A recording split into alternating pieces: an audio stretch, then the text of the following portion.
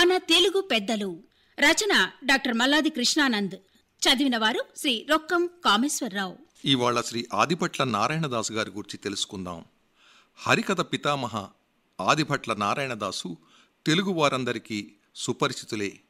మహాకవిగా ప్రఖ్యాతి చెందాల్సిన ఆదిభట్ల నారాయణదాసు హరికథకుడుగా స్థిరపడ్డానంటాడాయన. శ్రీ నారాయణదాసు స్త్రీ పురుషులిద్దరూ గజ్జెకట్టే మరాఠీ హరికథ విధానాన్ని మార్చి తెలుగునాట నూతన హరికథా విధానానికి కొత్త మెరుగులు దిద్దారు. కవిత్వ ప్రచార నిమిత్తం తిరుపతి వెంకట కవులు తెలుగునాట ప్రతి రాజస్థానం, ప్రతి పట్టణం, గ్రామ గ్రామం ఎలా తిరిగారో అలాగే శ్రీ ఆదిభట్ల హరికథలు చెబుతూ ప్రతి రాజస్థానం, ప్రతి పల్లె తిరిగారు. చెల్లపల్లి వెంకటశాస్త్రి గారికి నేడు కవిత్వం చెప్పే వాళ్ళందరూ శిష్యులైనట్టు శ్రీ ఆదిభట్లకు హరికథా గానంలో కాలికి గజ్జె కట్టిన ప్రతివారూ శిష్యులే. వీరిద్దరికీ ఎందరో ఏకలవ్య శిష్యులున్నారు. ఆదిభట్లను స్మరింపక హరికథే ఉండదు. శ్రీ ఆదిభట్ల గాత్ర సంగీతంలో పండితుడు, వాగ్గేయకారుడు. వీణావాద్యంలోనూ గాత్ర సంగీతంలోనూ అలాగే సంస్కృత, ఆంధ్ర, ఆంగ్ల, పారసీక భాషల్లో విద్వాంసుడు. విజయనగరంలో విజయరామ గజపతి సంగీత కళాశాల ప్రధాన ఆచార్యులుగా 1919 నుంచి 1936 వరకు పనిచేశారు. శ్రీ ఆదిభట్ల నారాయణదాసు విజయనగరం జిల్లాలోని అజ్జాడ గ్రామంలో ఆగస్టు 31, 1864 జన్మించారు. చిన్నతనంలోనే తండ్రి మరణించడంతో ఎన్నో కష్టాలు అనుభవించి విజయనగరం మహారాజా పాఠశాలలో ఆంగ్ల విద్య అభ్యసించారు. 1886లో మెట్రికులేషన్ పూర్తయ్యాక విశాఖపట్నం ఏవిఎన్ కళాశాలలో ఎఫ్ఏ పరీక్షల్లో ఉత్తీర్ణులు కాకపోవడంతో చదువుకు స్వస్తి పలికారు. అయితే పారసీకం, అరబ్బీ, ఉర్దూ, సంస్కృతం, ఇంగ్లీష్ భాషల్లో ప్రావీణ్యం సంపాదించారు. ఆయన తెలుగు, ఇంగ్లీష్, సంస్కృత భాషల్లో కవితలు, రచనలు అనేకం చేశారు. చిన్నతనంలోనే తల్లి దగ్గర భారత భాగవతాది పురాణాలు నేర్చారు.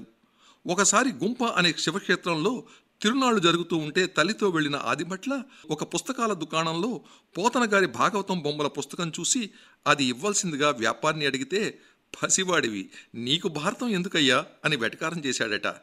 అంతటితో ఆ వ్యాపారి ఊరకుండక భాగవతంలోని ఒక ఘటం తీసి ఆదిభట్లకు చదవమంటే తడుముకోకుండా చదవడం చూసి ఆశ్చర్యచకితుడై ఆ వ్యాపారి పోతన భాగవతంతో పాటు ఓ 5 రూపాయల పారితోషం కూడా శ్రీ ఆదిభట్లకు ఇచ్చి ప్రశంసించినట్లు ఆయన స్వయంగా చెప్పారు. బరంపురం నివాసి శ్రీ జయంతి కామేశం తొలిసారిగా శ్రీ ఆదిభట్ల హరికథా కార్యక్రమం ఏర్పాటు చేసి సన్మానించారు. ఆ తర్వాత మైసూరు సంస్థానం, పిఠాపురం, ఉర్లాం, చికటికోట, కిర్లంపూడి, మందస, సిరిపురం, వెంకటగిరి ఇలా ఎన్నో సంస్థానాల్లో హరికథా గానం చేశారు. వారు ఎన్నో సన్మానాలు అందుకున్నారు. మైసూరు సంస్థానం నుండి అందిన ఆహ్వానం మేరకు మైసూరు వెళ్లారు. ఈయన సోదరుడు గొప్ప సంగీత జ్ఞాని. ఆయన గాత్రం, ఆదిభట్ల వారు వీణ చేపట్టారు. అంతే. ఈ కార్యక్రమం రక్తి కట్టలేదని ఆహుతులు పెదవిర్చారు. దాంతో అన్నగారికి వీణ అందించి తాను గాత్ర కచేరీ చేపట్టాడు. మైసూరు మహారాజాతో పాటు ఆనాడు విచ్చేసిన ఎందరో సంగీత అభిమానులు పరమానంద భరితులయ్యారు. శ్రీ ఆదిభట్లను పలు విధాలా అభినందించి బహుమతులు ఇచ్చి సత్కరించారు. ఈ విషయం ఆనాటి పత్రికల్లో చదివి విజయనగర మహారాజు శ్రీ ఆనంద గజపతి శ్రీ ఆదిభట్లను తన ఆస్థాన విద్వాంసునిగా నియమించారు. ఇలాంటి అద్భుత సందర్భాలు ఆదిభట్ల జీవితంలో చెప్పుకోవాలంటే అనేకం ఉన్నాయని ఆయన అభిమానులు అంటారు. వాగ్గేయకారుడిగా, సంగీత కళానిధిగా, హరికథ పితామహుడిగా ప్రఖ్యాతి చెందిన ఆదిభట్ల 1945 జనవరి 3న పరమపదించారు. ఆ రోజు త్యాగరాజు జయంతి కావటం విశేషం.